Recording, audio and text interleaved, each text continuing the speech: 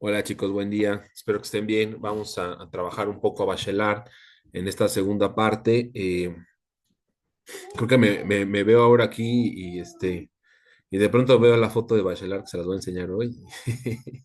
Y y digo, ay, carajo, ¿no? De pronto tenemos ciertas similitudes, pero nada más en la apariencia, ¿no? Porque el maestro Bachelard era sumamente listo, ¿no? Muy listo. Eh, Recordaremos que en la primera parte habíamos hablado de esta parte de los obstáculos, ¿no? Y bueno, justo hoy vamos a hablar como de la experiencia en el aprendizaje, la experiencia de esta parte de los obstáculos, la primera experiencia. Como habíamos enfatizado que Bachelard tenía esta posibilidad de, pues, como muchos imaginaron, que el aprendizaje era una abstracción y que de alguna manera de lo que se trataba era de organizar, estructurar esta abstracción, ¿no? La abstracción de los conceptos, ¿no? La forma en que nuestra mente genera los objetos, ¿no?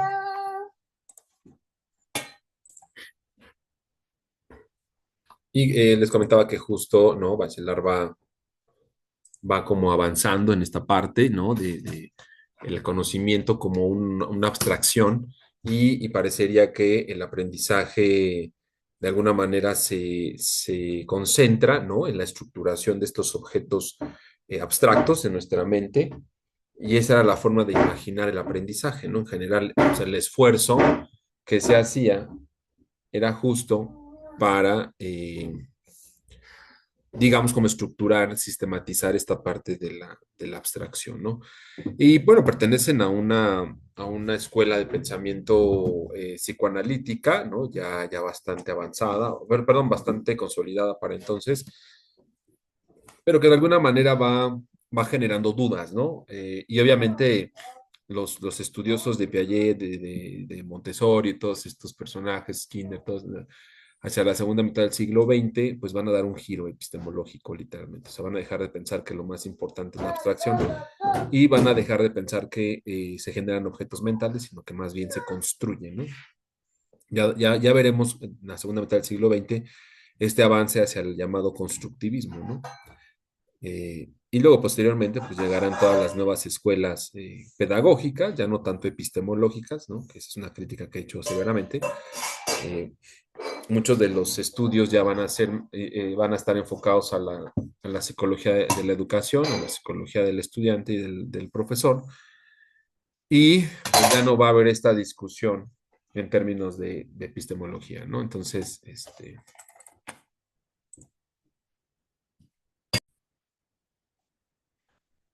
y entonces justo gran parte de mi crítica ha sido esa, ¿no? Hacia la psicologización educativa, es que se ha dejado de hacer este esfuerzo importante, ¿no? Con cierta, pues cierta exclusión y de alguna manera escepticismo filosófico, ¿no? Para dar paso a, pues, afirmaciones y propuestas meramente pedagógicas y que hoy en día incluso se concentran en la parte didáctica, ¿no? O sea, meramente en la técnica, ¿no? Ya hasta hay siete formas de aprender, cinco pasos de no sé qué. O sea, ya prácticamente hemos convertido el aprendizaje en una metodología empírica, ¿no? Es una metodología del cuerpo. Se ha vuelto completo y absolutamente inductivo, ¿no?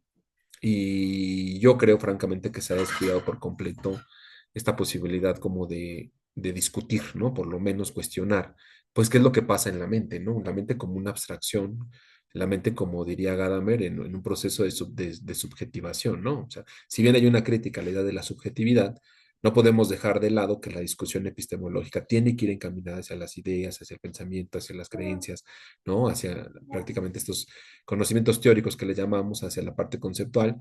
Y esto sin dejar de lado quizá algunos avances técnicos, ¿no? O didácticos, diríamos, ¿no? Pero eso no demerita que el trabajo que se hizo anteriormente sea importante. Bachelard entra en ese trabajo anterior, sumamente relevante, ¿no? O sea, cuestionar y de alguna manera potencializar desde la filosofía, ¿no? La idea de que el conocimiento, el aprendizaje es una abstracción y que hay que enfocarnos en esa abstracción, bueno, le da toda la caracterización a Bachelard como psicoanalista y sin lugar a dudas trabajan con sujetos, ¿no? bien clara, y bueno, tienen claro que el docente, y este es un punto esencial, esto lo vamos a ver, tienen claro que no bueno, sí, la figura, ¿no? Que enseña en la escuela, o en este caso el docente, es un pilar, es un faro dentro de todas estas posibilidades. Hoy en día, ustedes lo saben, ¿no? Como yo, eh, y cualquier profesor de bachillerato y de secundaria y de básica que me vea, hoy saben que parece que somos como dentro de esta nueva, yo le llamo, ya ni siquiera nueva pedagogía, le llamo nueva didáctica, ¿no? O sea, ya de plano es puro tecnicismo, ¿no? Dentro de este tecnicismo, entre comillas, innovador, lamentablemente no hay nada nuevo bajo el sol. Eh, Hago un paréntesis, ¿no? O sea, el otro día estaba leyendo que en psicología educativa mencionaban que hay una nueva metodología llamada las 5 S, ¿no? Ya del nombrecito 5 S ya a mí me deja mucho. Digo, ojalá nunca se les olvide poner la S, ¿no? O sea, escribirlo con S, las dos S, ¿no? Pero bueno, yo lo leía y decía, o sea, no, este es el mismo cuento, las 7 no sé qué, las 5 no sé qué, las 3P de no sé quién, o sea, ¿no? Híjole. Todo se ha convertido en una metodología fast learning, ¿no? O sea, aprende rápido, ¿no? Y yo no diría, pero no, o sea, no quieren que memoricen, pero sí quieren que aprendan rápido. ¿Qué está pasando? Que los chicos solo están repitiendo los resultados. ¿Qué está pasando? Que los chicos ya no están interesados en la escuela porque se ha convertido meramente en una situación de juego, ¿no? O sea, bueno, no de juego porque juego es maravilloso, la parte lúdica, se ha convertido meramente en una receta, esa es la palabra. O sea, se ha convertido en una receta, ¿no? Entonces, el fast learning, voy a escribir un artículo que se llama Fast Learning, fíjense, es meramente apuesta a que el estudiante tenga un desempeño, ¿no? En estos niveles o en estos estándares, este, porque no tenemos tiempo de que profundice, no tenemos tiempo de que piense, no tenemos tiempo del razonamiento, no tenemos tiempo de que lea, no tenemos tiempo de que de imaginar, ¿no? Y tratar de ayudarlo en su estructuración abstracta, no tenemos tiempo de conceptualizar su conocimiento, no tenemos, o sea, no hay tiempo, no hay tiempo de nada, ¿no? O sea, es avanza, avanza, avanza. Entonces, el fast learning tiene como objetivo eso, sigue estos 5 pasos y a priori aprenderás. Pues claro que no, o sea, no, pues no. Sigue estos 5 pasos y más bien vas a obtener la evaluación que ellos están esperando, pero no quiere decir que aprendas, ¿no? En fin, es un poco mi crítica a estas nuevas técnicas, ¿no?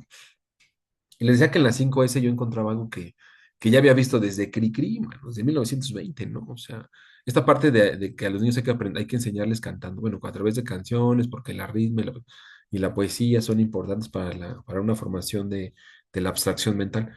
A ver, maestras, maestros, o sea, alumnos, estimados y queridos alumnos, el método de enseñar a través de canciones ni siquiera es del siglo XX, es milenario, o sea, es milenario, milenario, ¿no? Sabemos que gran parte de la mentalidad que se ha conformado en las sociedades populares o en las sociedades, en los pueblos, desde la Edad Media para atrás, si no es que incluso para adelante, por lo menos tenemos evidencia empírica que en la Edad Media y un poco para atrás, la forma de enseñarle a los niños era cantando, a través de canciones, de ritmos, ¿no? De baladas, de poesía, ¿no? Por eso Homero escribe en estas maravillosas poesías, ¿no? Porque era la forma de transmitir una historia, ¿no? Entonces, ay, como diría mi maestro de Historia de la Ciencia, Pfeffer se apellida. No hay nada nuevo bajo el sol. No están escribiendo nada nuevo bajo el sol. No están encontrando nada. Más bien, creo que de pronto, ¿no? Descubren un color nuevo, como yo, en mi Mark Map, ¿no? O sea, en mi mapa de HTML, y ya sienten que descubrieron el universo entero y que pueden decirle al mundo, tenemos la fórmula secreta de cómo aprender rápido. No, y creo que es una intención de la educación neoliberal, ¿no? Resuelve, resuelve, resuelve, no pienses, no razones, no hagas abstracción, resuelve, resuelve, resuelve, ¿no? Como si resolver fuera, en términos generales, meramente una fórmula, ¿no? Ellos quieren encontrar la fórmula perfecta para el aprendizaje, ¿no? Y ya para cerrar y regresar a Bachelard, porque seguro Bachelard estaría de acuerdo conmigo, aunque tendrá que decírselo en francés, y hace años, décadas que no practico el francés, pero eh, diría Bachelard que no, perdón, diría un colega que era un buen maestro, muy buen maestro, la verdad. Y que lamentablemente, bueno, no he sabido de él, pero creo que en los mitos, choros, mareos y chismes dicen que, ¿no? Pero él decía que, bueno, un día estábamos platicando muy padre y él decía que, ¿por qué no tenemos derecho a deprimirnos, ¿no? Él decía, ¿por qué le molesta tanto a la sociedad la gente que se deprime? ¿No? ¿Por qué le preocupa tanto si al final es una decisión propia, ¿no? Entonces, creo que, y él lo criticaba desde la parte del marxismo, ¿no? Era un filósofo marxista y decía, creo que lo que le molesta al sistema es tener gente que no trabaja, ¿no? Porque para el sistema solo hay dos maneras de entender el mundo, ¿no? Ya sea como dueño o como empleado, bueno, asalariado, ¿no? Entonces, él dice, si no eres dueño, o sea, si no eres de los millonarios, entonces tienes que ser trabajador, pero no hay tiempo y no hay recursos para que no seas uno u otro. Y la gente deprimida y la gente que está como en estos ámbitos intermedios, que no puede trabajar, pero tampoco puede hacer dinero, ¿no? O sea, como que dices, es costoso para el Estado y es costoso para los empresarios. Entonces, porque necesitan estar, ¿no? Pues necesitan explotarte. Entonces, dice él, ¿por qué no tienen derecho no tenemos derecho ya ni siquiera a deprimirnos? Pues porque te vuelves un parásito, ¿no? Para el Estado. Entonces, es necesario que no te vuelvas parásito. Más bien, es necesario que trabajes y trabajes y trabajes y pagues impuestos y pagues y generes riqueza a otras personas y de buena gana, ¿no? Dicen, y de buena gana.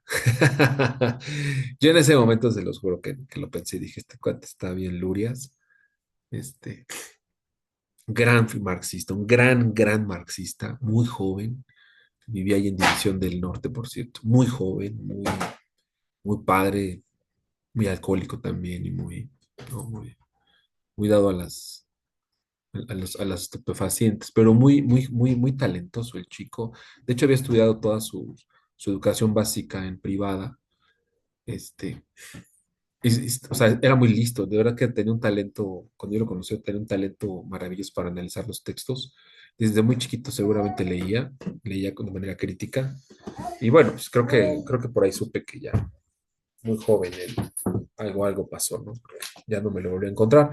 Pero bueno, el punto es que creo que tiene razón en ese punto y Bachelard me daría la razón. O sea, creo que al no encontrar la fórmula para llegar a los jóvenes, entonces hemos creado ya no fórmulas, sino hemos creado recetas caseras, baratas para enseñar, ¿no? O sea, yo cumplo mis 5 S, mis 3 P, mis 4 no sé qué, mis 5, o sea, genero mis P, M, Q, K, R, L, T, V, W, X, Y, Z y digo que ya estoy satisfecho con el aprendizaje, ¿no? Entonces, este, y ya no exploro pues la parte de la vivencia con los estudiantes, que para mí es fundamental, ¿no? Poder dialogar, porque justo ahí lo que diría Sócrates, ¿no? En el diálogo está realmente la posibilidad del conocimiento, ¿no? Bueno, disculpe que volteé tanto, ya saben que juega aquí alrededor de mí, estoy grabando. Cuando no grabo, mi hijo está jugando con la perra, está jugando con sus juguetes, sus libros, ¿no? Pero justo cuando estoy grabando, como que me ve hablando y viene y quiere azotar y quiere agarrar y quiere, ¿no? Y quiere hacer todo aquí, quiere agarrar mi computadora, quiere sentarse en mis piernas, quiere hacer todo, ¿no? Como que quiere salir en la tele, ¿no? Bueno, en la vida. Bueno, Bachelard, en este sentido, el texto que les dejé, ya saben que me gusta mucho, es parte de la, pues de los lecturas que de alguna manera seleccionamos para este semestre en esta materia del pensamiento complejo. Ya habíamos hablado de él en la primera parte, no está de más volverlo a compartir. Eh, Me parece un autor que hay que leer, o sea, me parece un autor que hay que leer sí o sí, hay que entrarle. Y bueno, yo les compartí que pues lo podían hacer de alguna manera, este, pues por capítulos, ¿no? Sin embargo, pues sí les recomiendo, ¿no? Les hablé de la edición, todos estos autores con estas lecturas del siglo XXI y este esfuerzo latinoamericano, ¿no? Como de los años 70, 60, 70. Y bueno, es una traducción, Gaston Bachelard, son francés. Hay que resaltar, ya lo había dicho, que la tradición de la enseñanza de la filosofía en Francia sí obedece como a otros procesos, ¿no? Procesos bien distintos pues de respetar las tradiciones y respetar las generaciones, ¿no? O sea, a lo mejor podemos criticar ciertas cuestiones francesas como pues, que son imperialistas, son occidentales, son capitalistas, ¿no? Ya ven que nos encanta decirle al mundo qué es, pero no nos gusta mirar eso en nuestro propio término, ¿no? O sea, yo no creo que haya académico que se quiera desprender de su vida liberal capitalista. Yo no creo, ¿eh? O sea, lo dudo. Dudo que un académico de estos que ya saben, no, yo contra el capitalismo y el marxismo, bla, bla, bla", ¿no? Al final termine, ¿no? Renunciando a todo eso para un sistema completamente distinto al capitalista. No, no lo creo, porque justo muchos docentes muy críticos viven de los privilegios, ¿no? Entonces, yo no vivo de los privilegios, pero sí creo que no podrían renunciar, ¿no? Entonces, mero bluff. Eh, en este sentido, ¿no? Yo me voy del otro lado, me parece que los franceses aceptan de lleno, porque muchos de ellos, ¿no? Creen que han encabezado la civilización en el siglo, la civilización moderna, después de la Revolución Francesa y todos los aportes de sus autores, tanto en el área filosófica como histórica y filosófica, perdón, filosófica, histórica, literaria, artística, ¿no? Me parece que Francia sigue siendo un lugar de mucha luz para estos términos, ¿no? Y es un espacio, eh, es un espacio, o sea, es un estado que se preocupa por la educación como pilar de una sociedad, porque justo es una tradición que ellos fundaron, ¿no? Durante el periodo revolucionario, ¿no? O sea, ellos, si algo anhelaba y algo inventaron los franceses fue la educación pública, ¿no? O sea, esto que, ya he dicho mucho este chiste, ¿no? De gente que dice que en la época prehispánica había educación pública y gratuita, ¿no? O sea, no, eso nada más la Rosario Castellanos, maestros. Y ahora, no en la época prehispánica. No, pero vamos, en Francia la educación pública es un pilar de la sociedad, o sea, se toma muy en serio, pues, o sea, y sí creen en la educación pública, ¿no?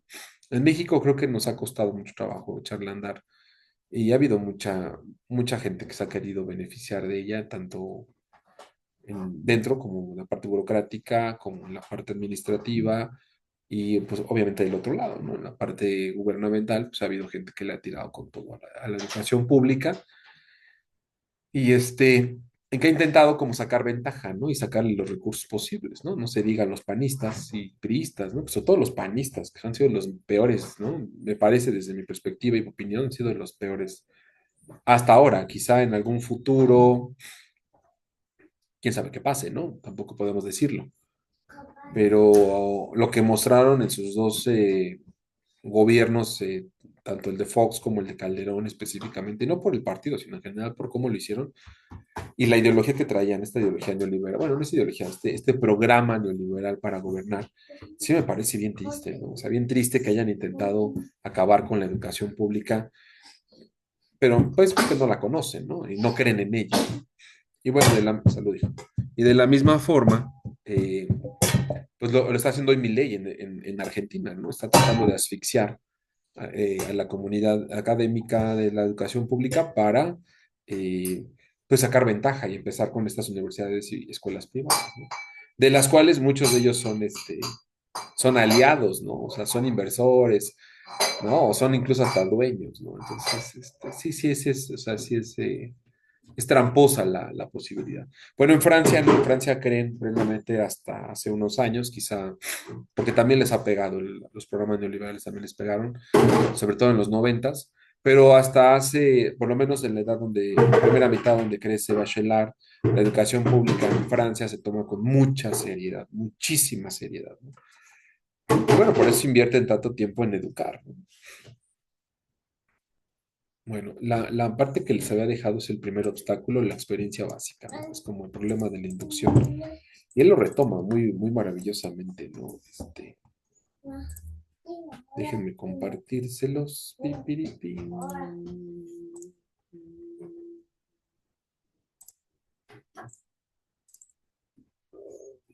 ¿Qué está pasando? ¿Qué está pasando? Ahí está. Bueno, justo, ¿no? Ahí está. Bien. eh, Vamos a ver problemas de la experiencia básica, ¿no? Que para nosotros sería como algo similar, no igual, algo similar a lo que le llamamos la inducción, el problema de la inducción. que ya es muy viejo, ¿no? Es un problema muy viejo. Bueno, dice experiencia básica, ¿no? Y los vamos a dividir en 10 apartados. Al final les voy a presentar la imagen de Bachelard, ¿no? Los apartados son la experiencia básica, la crítica como necesidad, la resistencia. Ay, perdón. La resistencia a la naturaleza, los prejuicios y espíritu científico, el empirismo ingenuo, en la observación contra la experimentación, la intuición científica, el primer sistema de pensamiento, la bipolaridad de los errores y la evolución de la experiencia. Ustedes se dan cuenta, Bachelard hace un esfuerzo, vamos a llamarlo genial en términos de genialidad, ¿no? De resolver desde la filosofía un problema de la psicología educativa, ¿no? Que es la experiencia, ¿no? O sea, ¿qué papel juega la experiencia, ¿no? Entonces, ahí está, vamos a ver cuál primero. Aquí está. Dice, eh, o sea, tenemos que analizar de cierta manera el concepto de experiencia básica en primera instancia, ¿no? Y este, según Bachelard, ¿no? Es como el primer obstáculo, ¿no? Entonces, lo que hice ahora, igual que en el video pasado, es dividirlo como en 10 preguntas que exploran un poco el texto, ¿no? Las 10 preguntas como guías, y estas guías pues, nos van a ir dando la posibilidad de ver o de resolver a qué se refiere Bachelard con el primer obstáculo epistemológico, con la parte de la experiencia como primer obstáculo epistemológico, ¿no? Dice, la primera pregunta sería, ¿qué es la experiencia básica según Bachelard? ¿No? Y esta parte, eh, para Bachelard, la experiencia básica es el punto de partida del conocimiento. Y de manera equitativa o al mismo tiempo, también es el primer obstáculo, porque nuestra primera experiencia está impregnada de prejuicios y simplicidades, ¿no? O sea, es como él observa que aprenden los niños, ¿no? Y lo dice tal cual, ¿no? Dice, la experiencia básica es la experiencia colocada por delante y por encima de la crítica. O sea, eh, no lo resuelve así de manera tan ingenua, sino que más bien va colocando que esta primera abstracción del objeto o del mundo, pues tiene en principio un problema de simplicidad de las causas y un problema de prejuicios previos, ¿no? Prejuicios, ¿no? Antes de hacer un juicio de conocimiento, bueno, para generar el conocimiento, ¿no? Esta experiencia, como bien lo dice Bachelard, es indispensable, o sea, es fundamental, lo hacemos todo el tiempo, ¿no? Pero no está libre de errores iniciales, dice él, o sea, no está errores de la primera partida, ¿no? ¿Por qué? Pues porque en principio no hacemos un análisis crítico inmediatamente, ¿no? Es más, incluso como no hacemos un análisis crítico inmediato, podemos llegar a conclusiones erróneas todo el tiempo. Y eso pasa mucho con los niños, ¿no? O sea, los niños observan una situación y entonces creen que la causa es la inmediata y simple, ¿no? Y ya nosotros como adultos, que tenemos una formación mucho más amplia sobre las causas, los efectos y los fenómenos, pues podemos ir corrigiendo esa forma de entender el mundo, ¿no? Pero dice él, consideremos que eso es como lo primero que hacemos, ¿no? Bueno, y desde este punto, pues podríamos decir eso, ¿no? O sea, eh, cuestionar cómo aprendemos desde la parte de cómo abstraemos el mundo real, real en términos de la simplicidad que implica real, ¿no? O me voy a permitir ese concepto hoy para explicar otros fenómenos más complejos de la mente. No voy a problematizar la cuestión de lo real, que sí hay que problematizar en algún punto, ¿no? Pues dice Bachelard, ¿no? O sea, justo ese es el primer como obstáculo y que hay que irlo corrigiendo a lo largo de la vida, ¿no? La segunda pregunta con la que podemos explorar este apartado dice, ¿por qué es necesaria la crítica para suponer la experiencia básica, ¿no? Y aquí es donde Bachelard defiende esta parte, ¿no? O sea, parecería que sin crítica, toda observación básica, pues termina convirtiéndose en un obstáculo.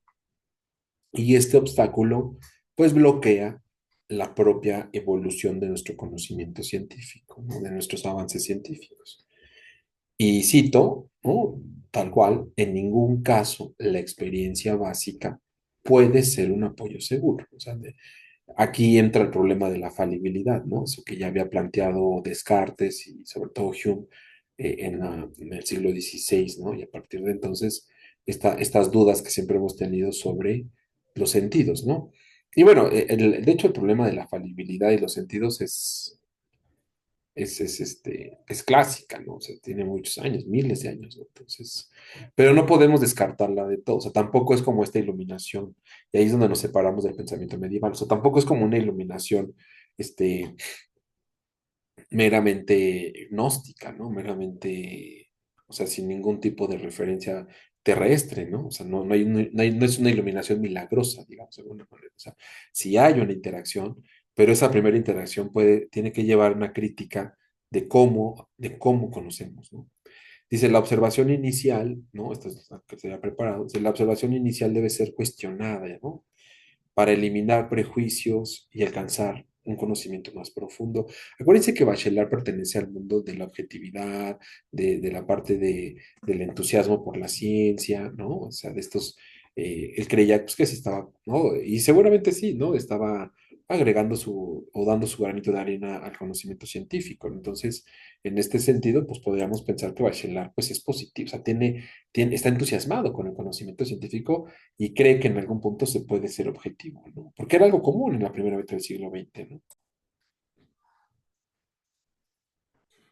Bueno, el tercer punto, ¿no? En esta parte me preguntaba yo, bueno, me pregunta el texto, ¿verdad? Es una forma de dialogar con los textos.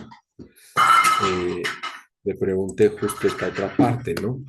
¿Cómo influye la naturaleza en la formación del espíritu científico? Naturaleza en términos, pues en estos términos amplios, ¿no? Dirían los vitalistas, ¿no? Como en esa otra parte donde todo lo que está afuera y externo a nosotros está vivo, ¿no? Entonces tiene como una cierta influencia y dominio sobre su propio reino y incluso en algunos nuestros, ¿no? Naturaleza como algo que compartimos, ¿no? Y dice, ¿no? O sea, un poco aquí la naturaleza para Bachelard, ¿no? Él cree que naturalmente pues tenemos una especie como de impulso inicial, ¿no? Como de, ¿no? De instinto, ¿no? Eh, y aquí sí hay como una diferenciación muy positivista de Bachelard. Dice, el espíritu científico debe formarse en contra de la naturaleza, pero no de la naturaleza, bueno, sí de la naturaleza externa, pero habla sobre todo de la naturaleza interna, ¿no? Como de nuestra parte animal, ¿no? Acuérdense que están como ahorita están como muy metidos con la evolución, muy entusiasmados con la idea de la evolución humana como algo natural, algo que tenemos todos. Y una manera de controlar, de superar esta animalidad, pues es a través del raciocinio, ¿no? Entonces, de alguna manera, Bachelard, ya concentrándose en la parte del aprendizaje, diría que la ciencia no se limita a observar lo que es evidente, ¿no? O sea, no nada más reaccionamos ante la evidencia, ¿no? Visual, sino que en algún punto tenemos que desafiar esta apariencia, ¿no? Lo que está de alguna manera meramente eh,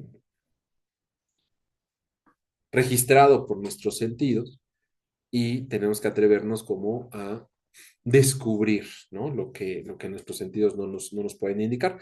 Y bueno, si ustedes se fijan, gran parte de la ciencia moderna cree haber descubierto inspirados en Newton sobre todo, creen haber descubierto como leyes, como, ¿no? Mundos, universos que no son asequibles a, la-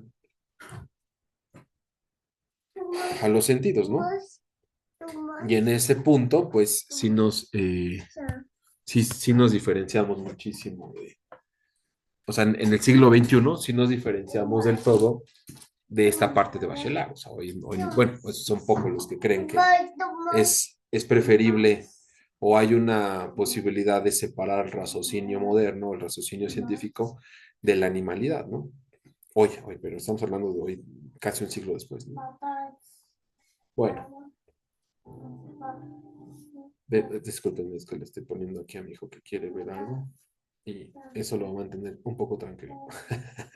Bueno, eh, después viene la parte de, Déjenme ver. Estamos aquí, ¿no? Prejuicios y espíritu científico, ¿no? Aquí. Después de resistencia a la naturaleza, prejuicios y espíritu científico, ¿no? Aquí está en esta parte. Aquí vamos en esta parte. Bien. Eh,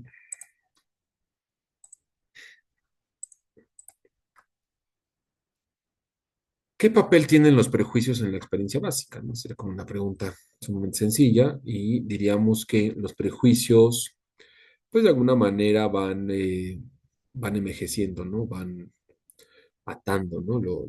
Nuestro espíritu, nuestra mente, ¿no? Y esto pues nos va dificultando abrirnos a la innovación, a los descubrimientos, ¿no? Lo que propiamente hace la ciencia, ¿no? Estar avanzando constantemente. Y Bachelard dice, ¿no? El espíritu jamás es joven, tiene la edad de sus prejuicios, ¿no? O sea, de alguna manera mantenernos abiertos a escuchar, ¿no? Por ejemplo, el pensamiento complejo, pues sí nos exige rejuvenecer nuestros juicios, ¿no? Nuestros prejuicios, deshacernos de nuestros prejuicios y regenerar esta parte de los juicios, ¿no? Dar la posibilidad, por ejemplo, de la incertidumbre, ¿no? Como de los nuevos descubrimientos, ¿no? Eh, y esto para Bachelard es fundamental, ¿no? Para avanzar en el conocimiento, diría Bachelard, pues es necesario rejuvenecer el pensamiento, ¿no? Mediante un cambio radical en la forma de interpretar las cosas o los fenómenos, ¿no? En este sentido, yo creo que es una crítica. El joven Bachelard está haciendo una crítica severa a sus maestros, ¿no? A los viejos paradigmas,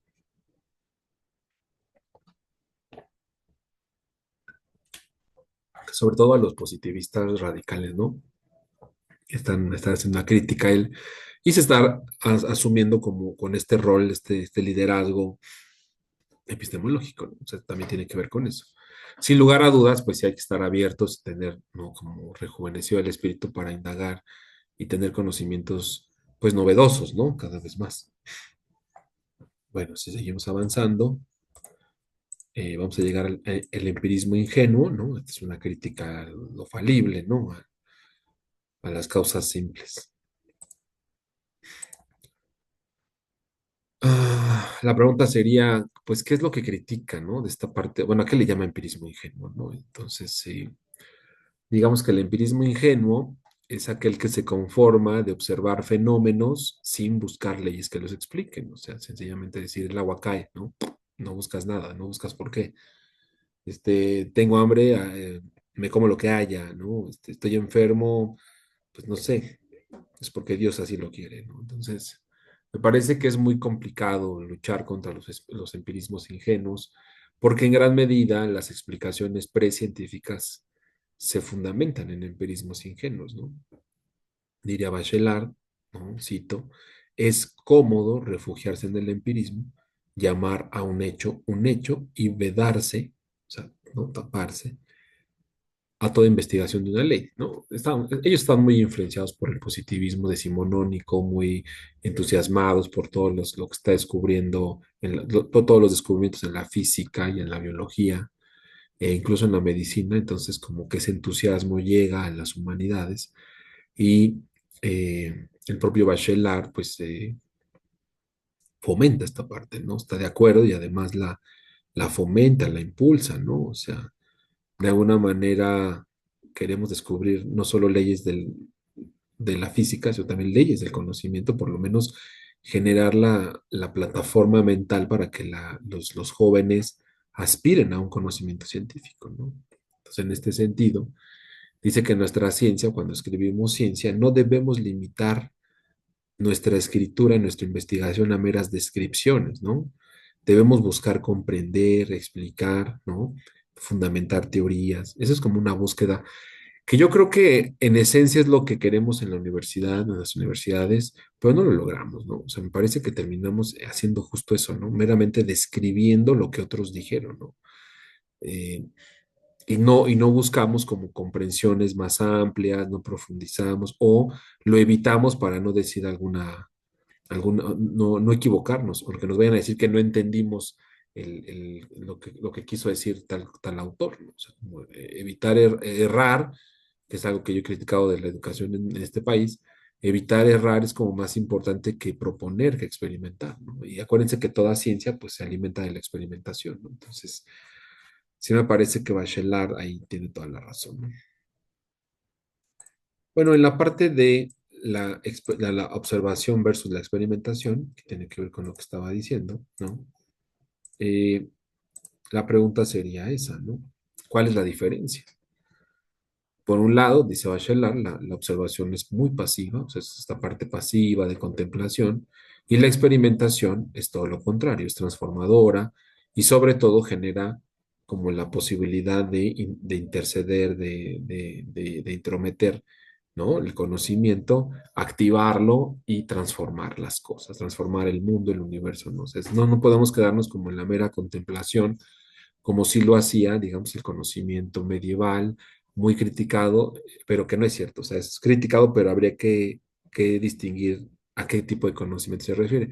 La contemplación para muchas culturas es fundamental, pero esta ciencia moderna, sobre todo la francesa del siglo XX, primeramente del siglo XX, está fomentando la experimentación, ¿no? Entonces, obviamente que se opone a la contemplación. Y dice Bachelard, cito, entre la observación y la experimentación no hay continuidad, sino ruptura, ¿no? O sea, no podemos quedarnos con la mera contemplación, tenemos que transformar, tenemos que experimentar, tenemos que poner en juego no solo nuestro conocimiento, sino también todo nuestro propio cuerpo, ¿no? En esta accionar, ¿no? Es una cuestión de accionar.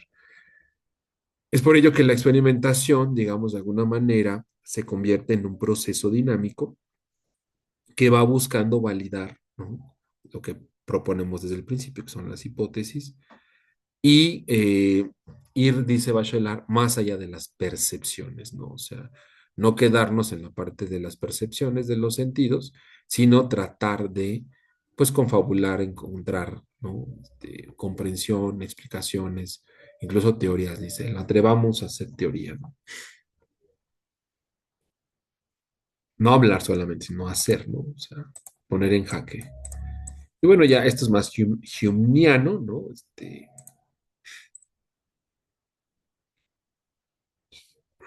¿Cómo afecta la intuición la formación científica? ¿No? Esta es una crítica a los ingleses, ¿no? A la filosofía inglesa, diría Bachelard.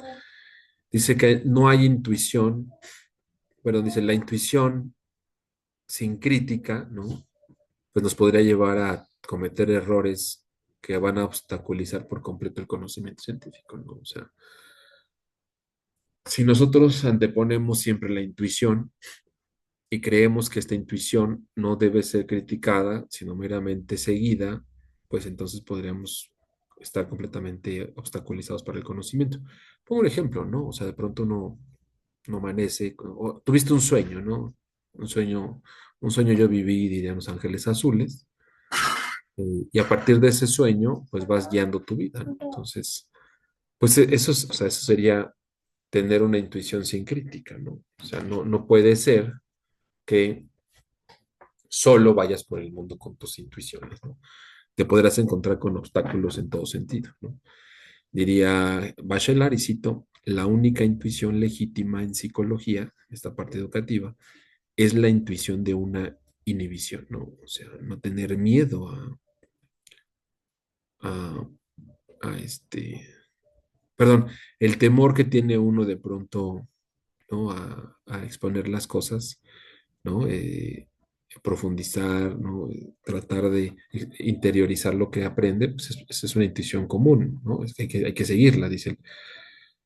Eh, la ciencia, ¿no? En términos ya muy generales para Bachelard, avanza cuando la intuición se utiliza para cuestionar, no para aceptar pasivamente, ¿no? O sea, nosotros no podemos decir nada más, ¿no? Ah, porque lo dijo el profesor Leonardo, entonces ya voy a creerle todo sobre Bachelard, ¿no? O sea, hay que tener la posibilidad, hay que fomentar el cuestionamiento, ¿no? Decir, bueno, que quizás se equivoca el profesor, no está criticando a la filosofía inglesa sobre que ha trabajado mucho la intuición, ¿no? Quizá está criticando, no está criticando a nadie, quizá Bachelard incluso admira a los ingleses, ¿no? O sea, alguien que cuestione realmente podría llegar a una conclusión de esas, ¿no? Sería interesante saber cómo, ¿no? Cómo cuestionó, cómo profundizó, cómo revisó, pues para cuestionar y no quedarse meramente con lo que le dicen sus docentes, ¿no?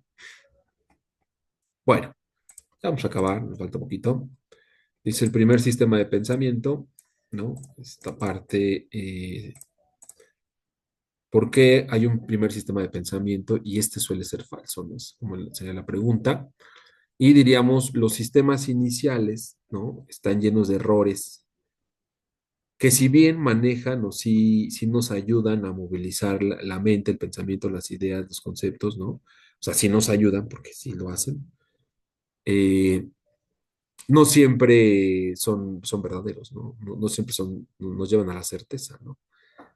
Y de hecho, aquí viene la afirmación de Bachelard, ¿no? Dice, el primer sistema es falso, pero moviliza el pensamiento. O sea, tenemos que movilizar el pensamiento para tener la posibilidad de afirmar que hay un pensamiento, ¿no? Sobre todo en los niños, en los jóvenes. Y una vez que estamos allí, que hemos logrado movilizar su pensamiento, entonces sí fomentarles un espíritu crítico, ¿no? A diferencia entre lo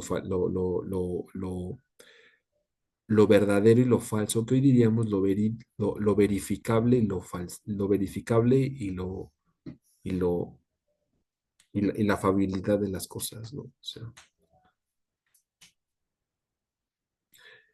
eh, aquí hay una parte que yo interpreto de Bachelard, ¿no? Y que quiere decir que todos los errores tienen un valor educativo, porque inspiran a superar las limitaciones o los obstáculos, ¿no? Como le llama Bachelard, ¿no? Creo que me parece que por eso hay que asumir que todo el sistema inicial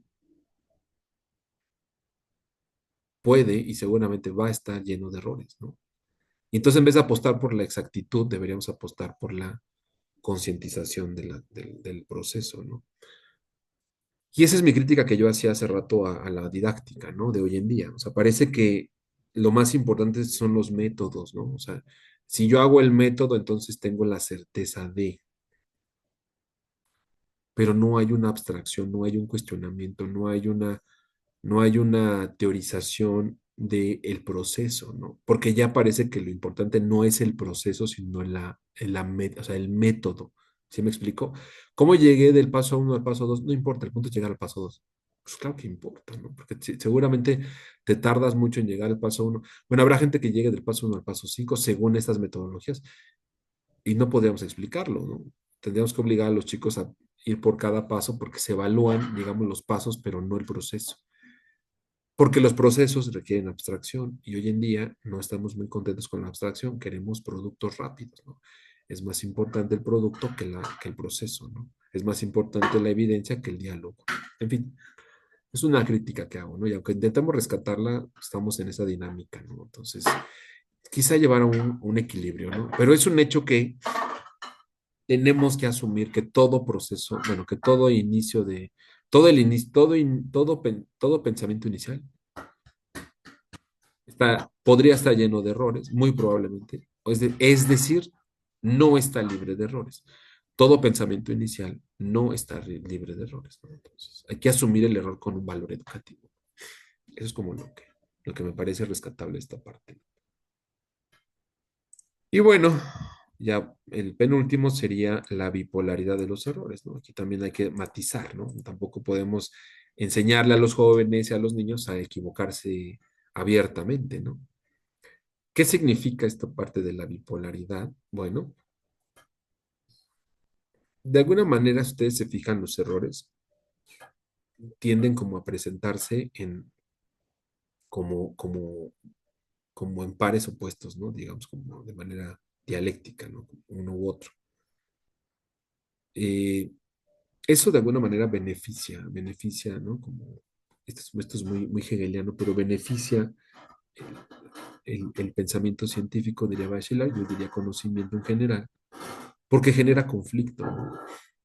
Y dice, y cito, los obstáculos a la cultura científica se presentan siempre por pares. O sea, eh, por un lado tienes, ¿no? Lo puedes observar como un problema y por otro lado lo puedes observar como un reto que implica resolución, ¿no? Es decir, superar un error implica enfrentar otro, lo que refleja la naturaleza dialéctica del proceso científico. O sea, de alguna manera, tú encuentras un error y al resolverlo, estás consciente de que ese error se puede volver a presentar o incluso otro derivado del mismo. Pero lo que asimilas o lo que debes asimilar es que tiene la posibilidad de resolverlos. Es decir, en términos generales, en términos generales, hay que, ah, hay que, hay que educar para ser conscientes del error como algo común, como algo, como forma como parte del proceso de enseñanza-aprendizaje, pero si bien necesario, también es necesario resolverlo. Bueno, finalmente llegamos a la parte 10, ¿no? Dice la evolución de la experiencia, ¿no? O sea, aquí ya vamos a terminar.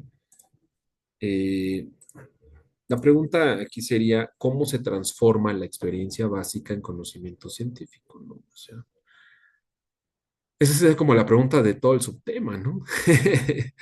Bueno, esto lo podríamos hacer, ¿no? Como tomar como punto nodal la crítica, ¿no? Es decir, considerar que la experiencia básica va evolucionando y nosotros vamos logrando cierta comprensión abstracta y teórica. Solo hay que guiarla, es lo que dice Bachelard, hay que tener la posibilidad de guiarlo correctamente, ¿no?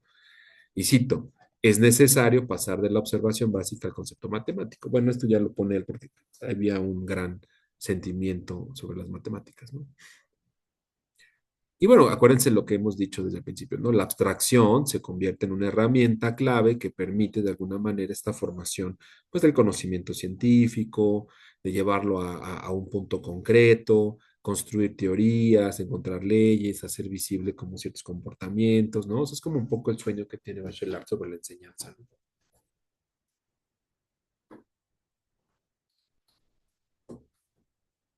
Bueno, y en este sentido, pues, nos podríamos preguntar, ¿no? Abiertamente, ¿cómo vemos nosotros que la experiencia básica pues eso es solo un punto de partida, pero necesita pues ser guiada, ¿no? Necesitamos aprender a cuestionar, ¿no? A localizar lo que es evidente, a separarlo de lo que es instintivo, eh, asumir los errores, aprender a solucionarlos, ¿no?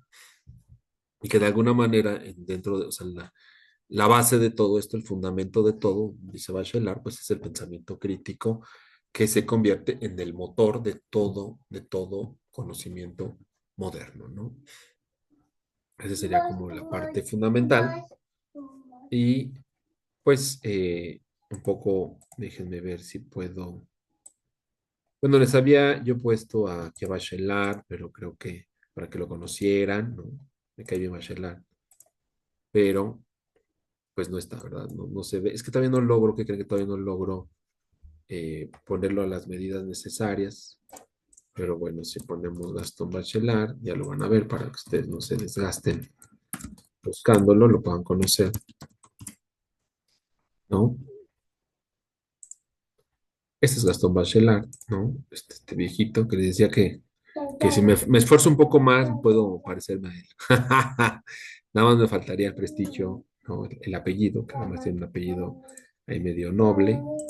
Este, y bueno, de alguna manera Bachelard pues, contribuye en gran medida a todo el conocimiento del siglo XX, ¿no? O sea, es un personaje muy importante en la cultura francesa, en la ciencia francesa, sobre todo en la parte de impulsar desde el humanismo, impulsar esto que llama el espíritu científico, que es algo muy hegeliano, ¿no? En realidad, nosotros hoy diríamos pensamiento científico, ¿no? Más bien, o sea, conocimiento, pensamiento científico, ya no nos alejaríamos un poco del sentido de espíritu, pero no es un espíritu religioso, católico, como nos han acostumbrado a verlo, es una cuestión como de espíritu en el sentido de lo que se siente, de lo que motiva, de la voluntad, de como más ligado, sin que sea lo mismo, pero más ligado a la idea de la intersubjetividad, ¿no? Un poco por allí.